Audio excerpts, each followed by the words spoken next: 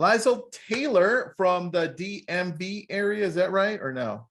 Yes, you said it right, except for the name. Oh, That's tell me the wait, were you the one typing swag, swag, swag, swag? I'm joking. Yeah, that was me. How do we pronounce your name correctly? Yep. And actually, that's going to be something we're talking about in building a team. That's one of the secrets I'm about to give away. Ooh, but the correct way, it's okay, but the correct way to say my name is Liesel. And I always tell people like Lee, that's beautiful. And selling houses. So I slide that in there with my clients. I love that. Yeah, Liesel. All right. Liesel. Liesel, thank you for being here. We appreciate you. Thank you for having me. I am so excited. Let's talk about building a powerful team. You and I just talked a few days ago. Yes. And I love where you're heading with the brokerage and the team. Talk to me about building a powerful team because it's a challenge. It's not easy.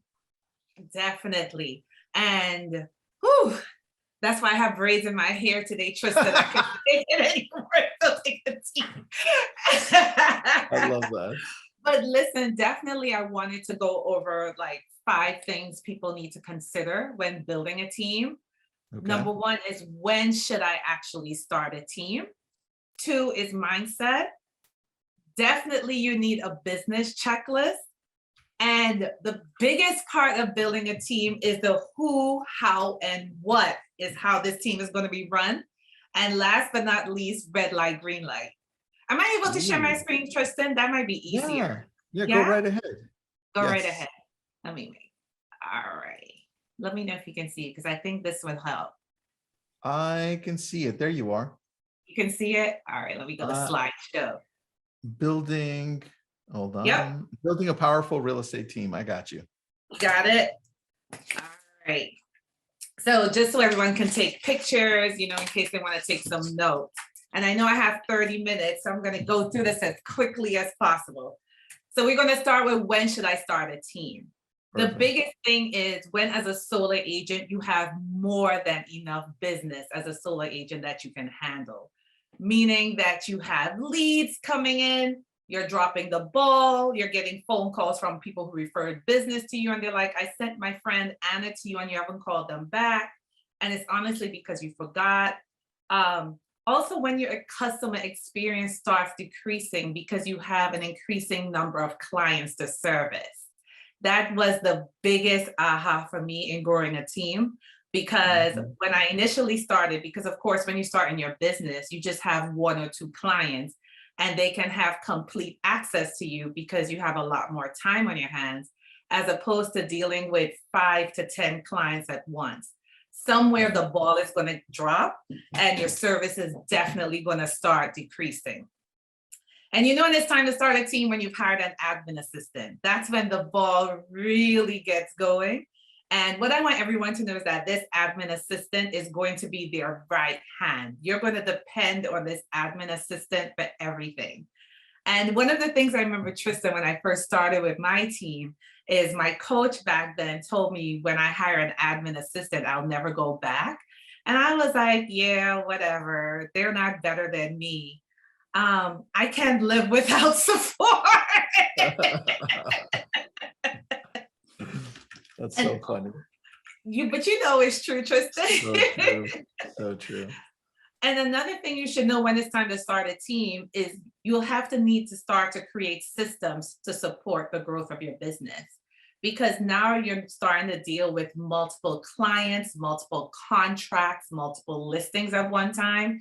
And you have to start creating systems in place to ensure that you're servicing these clients, to ensure that you're servicing these contracts and listings at a high level, because you want to increase your business, because that's the goal, right? Yep. Agreed. And then the other thing for me was when your brand awareness starts growing and you're establishing brand recognition. So that's the one thing I started recognizing in my market. And even now, some of my team members share with me that even though they don't know me personally, the other agents, they know my name or they know the team name, which has helped them a lot to get business. But we're definitely going to deep dive a little bit more. Mindset. What type of mindset is needed to grow your real estate team? You have to have the mindset that you are now the president and CEO of your real estate company. A lot of people don't really get that thought process that now they are truly a boss. You know, some of us even have the mindset, and I might be skipping ahead a little bit, that when you start a team, you won't be able to start a team because your clients only want to work with you and with no other members of your team. And that's not true. Clients want to work with you because of the service that you provided to them. So if you can replicate and duplicate that with your team members, they are going to want to work with members of your team because you've already established that level of service that shows that you know what you're doing. Yeah, you didn't think about that, right? I like that. I like that. Yeah. Another thing that you have to put into perspective is that as a team leader, you become a servant leader. Even though you have the title team leader, you really are a servant leader to your team members. You're also going to become a coach, a mentor, and sometimes like psychiatrist. So that's something to keep in mind when you want to start a team, and that you are going to now be the team's unpaid and unlicensed psychiatrist. Tristan is laughing. Because your team members, they're human and they have family and they have things that they're going through. And they're going to want to come to you and share these issues with you. And you have to be empathetic and understand where they come from. And even give, some advice based on your own personal life experiences. You have to be learning based. So that's one of the things I've learned as a team leader, and even now as a brokerage owner, I have to be learning based. I have to continue to learn and grow and evolve every day, because that way I'm continuing to show my agents value. Because any problems they have, I have to be the one to be able to solve it. I mean, there's some days I would love to be like, I don't know, but I can't do that. So that's why I have to be learning based and continuing to grow my knowledge in the real estate field every day. So I continue to help them grow and evolve in their business. And you also have to be the rainmaker when you're a team leader. You have to be one that brings in the business and brings in the lead. That's going to be one of your primary roles, that you have to be the rainmaker. And last but not least, you have to be ready to train your team members. You can't just send them out there in the wild and be like, oh, go do business. We definitely have to train our team members, because you want them to follow the same systems, tools, and methods that you use to grow your business, because it worked.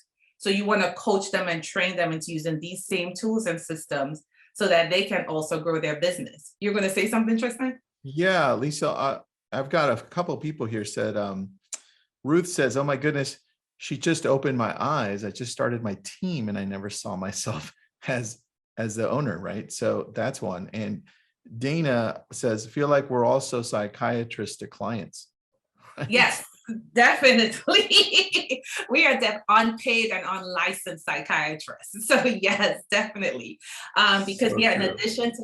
addition to servicing your team members, you also have to be a psychiatrist to your clients, especially when you're dealing with short sale situations or even divorce situations. I need to add mediator, because I forgot I've dealt with several divorce situations and I had to be the mediator for that. So true. So I'm glad, she's getting some great nuggets here. So thank you.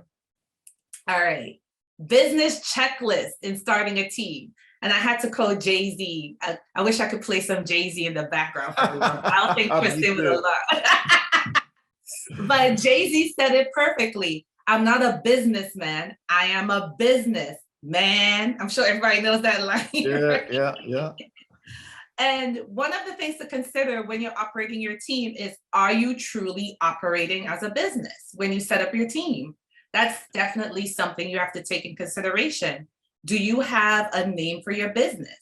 Have you created an official name for your business? Next is, have you created a business entity for your team? This is where I would say you have to consult with a tax professional regarding the different tax advantages of going with an LLC or an S Corp. I know people love to ask me this question, and I always tell them, talk to your tax professional, because I don't know your income level. I don't know what's going on in your family life. I don't know what's going on in your business. And your tax professional is the best person to talk to about what type of team structure you want to set up. Also, you have to obtain an EIN number from the IRS. It's free. So guys, if you're getting an EIN number when you're Googling and you're saying, oh, you have to pay like $50 or $300, it's a ripoff. You can just go to irs.gov and get your EIN number for free. So definitely apply for your EIN number so that you can get paid in the name of your business. So you can receive several tax advantages, especially with COVID just happening. There were so many grants and programs that were rolled out to business owners. So if you had your EIN and your LLC already created, many people were able to take advantage of these programs and services.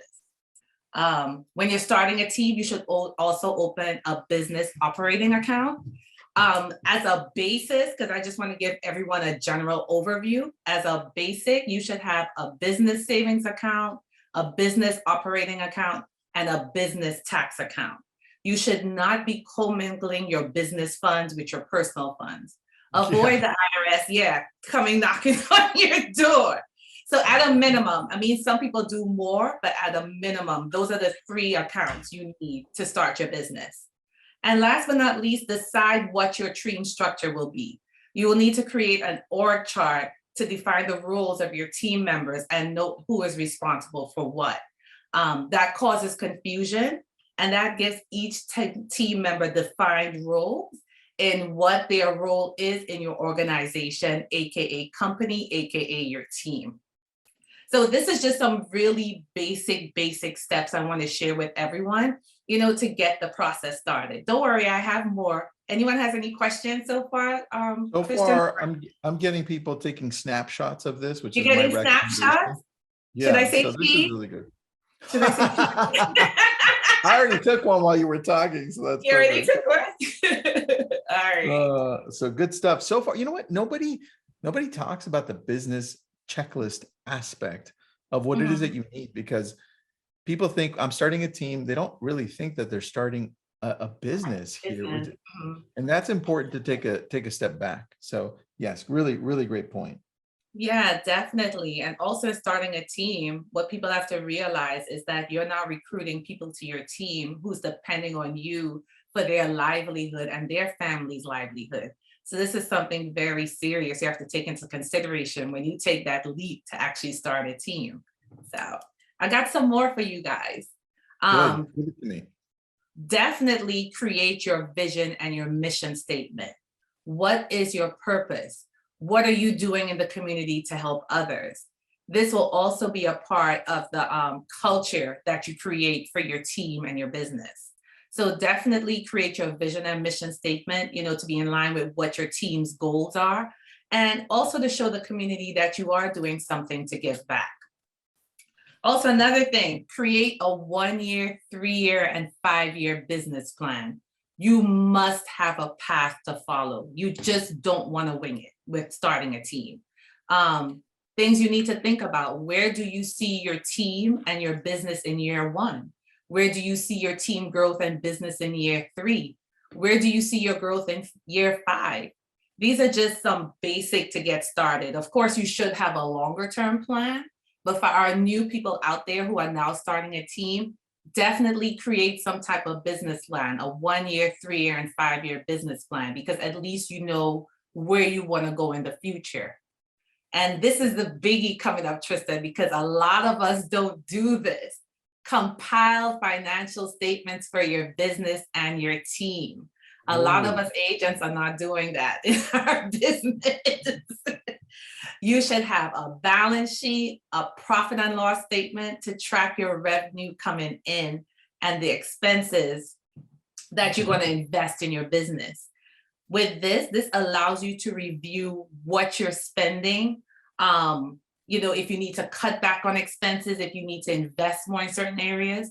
And for example, when you review your year 1, 2-year, 3-year expenses, you will spot areas in your spending that will need to be trimmed, or other areas in which you need to invest more in your business because it was such a great term on investment.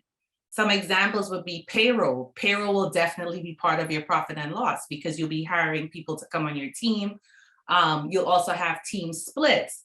Those are things that will go on your P&L. You'll have expenses. You're going to be paying for CRM. You're going to be paying for leads. Those are just some examples for starting a team. And get right with the IRS. There are a lot of us on here who are not right with the IRS. Please get right with the IRS. Pay your estimated taxes quarterly. And once again, this is a conversation you're going to have with your tax accountant. You know, as a business owner, you have to pay estimated taxes quarterly. Please have these conversations with your tax accountant. So at the end of the year, you're not surprised at what you may owe the IRS. And your tax accountant should be able to give you proper guidance on what needs to be paid on a quarterly basis.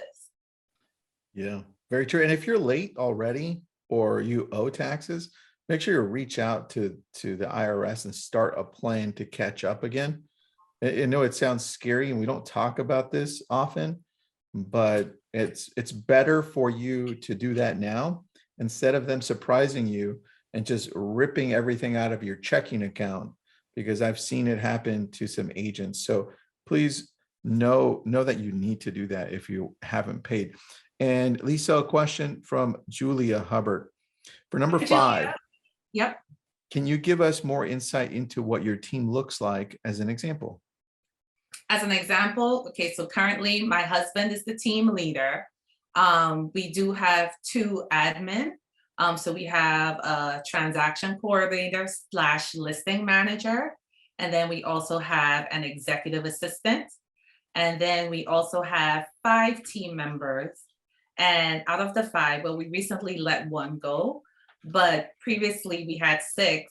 And the reason I was saying that is because we also had 3 squad leaders on our team. And what the squad leaders are our agents who are the top producing agents on our team. So for those newer agents, we wanted the squad leaders to be a resource for those agents where they can go to them and ask questions. It could be contract questions, you know, how to do an open house, or a small issue that came up that they can help with that does not leave the broker to intervene and help. So that was just a really basic interview of what our team structure looks like currently. It's going to grow soon. So this is what it looks like currently. Perfect. Thank you. Good answer. Good answer. All right, continue. Sorry. It's okay. Next up, the meat of your business. How will it get done? With who, people, how, systems, and what tools are you going to use to grow your team? So who are you going to hire to grow your team? Your first hire, in my opinion, should always be your administrative leverage.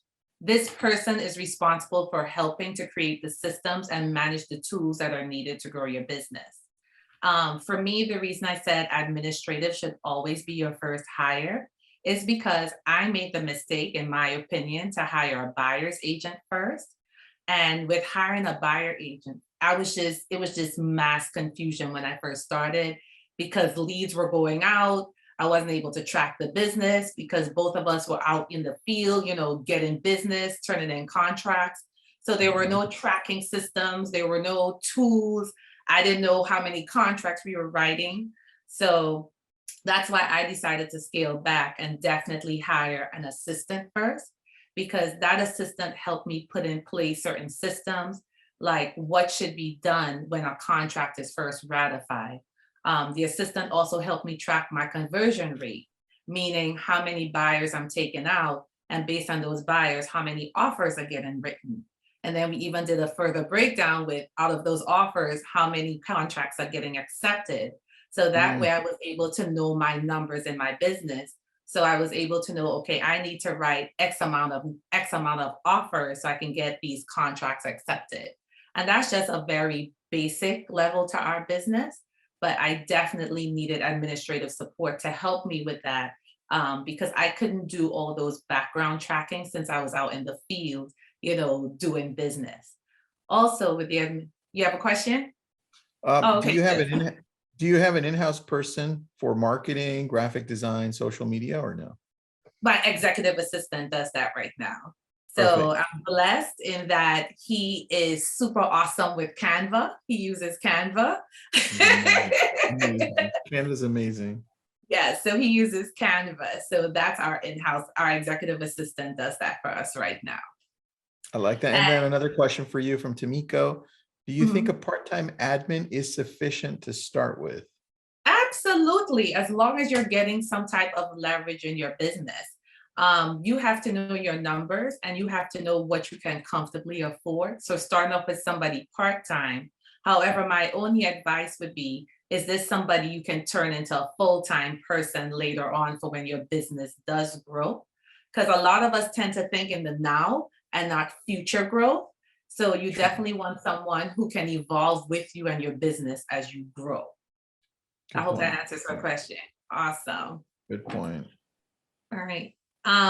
Knowing the difference between an EA and a transaction coordinator, I think a lot of people tend to get this mixed up. For an executive assistant, the role of this individual is to assist with building out the operational division of your team's business. The transaction coordinator, their role is to manage and complete the many tasks that are associated with the purchasing and selling of a home. And I think sometimes people tend to get the two mixed up. Yes, you can start off with one person who's doing all the roles, but as your business grows, you have to separate the two. Because as I mentioned earlier, my executive assistant, I don't want him near any of my contracts. No thanks. Stay in your lane with the administrative tasks, the marketing, the social media, keeping the agents happy. Whereas my TC, she's on top of everything with the contract to close process, with scheduling inspections, keeping track of the contingency for appraisals and all that good stuff. So I definitely had those two roles separated because he will get me in trouble every time if I put him on the contract side of things. So just something to note. Let me see what else we got here. Systems. What systems are you going to implement and hold your team accountable as you grow your business? You must create systems no matter the size of the team so that they can still be used. Your systems should be consistent. And I just have some examples here of like, what is the process for putting a listing on the market? That's a system you need to create. Like, how is that handled? Is photo shoot scheduled? Is a listing agreement sent out? You need to put some type of system in place. What process are you using to track team numbers, your team members' production numbers? What models are you using for that? How are your ratified contracts submitted by team members to be processed? What methods, even down to communication with your team, what are you using? What are you going to use to communicate with your team? And also even how is information shared among your team? It may seem simple, but you have to have something that's cohesive in place, or else if you don't, with growing a team, it's going to be a pure mess. And it's just amazing, just even something as simple when we were growing the team with, at one point we were up to 14 team members. And I'm like, I'm not going to call all of them at the same, make 14 different calls to tell the same thing 14 different times. So Yeah. we started using GroupMe. So that's how we communicate with our team. We use GroupMe. That is a communication method we've implemented for our team to communicate with all the team members. And that has worked very well. I know some other teams use Slack. I'm not comfortable with change. That's why we haven't moved to Slack yet. We're going to stay with GroupMe because I like it and it's easy. But just little things to consider as you go through the process of building your team. And last but not least, I definitely want to touch on is what tools will the team use?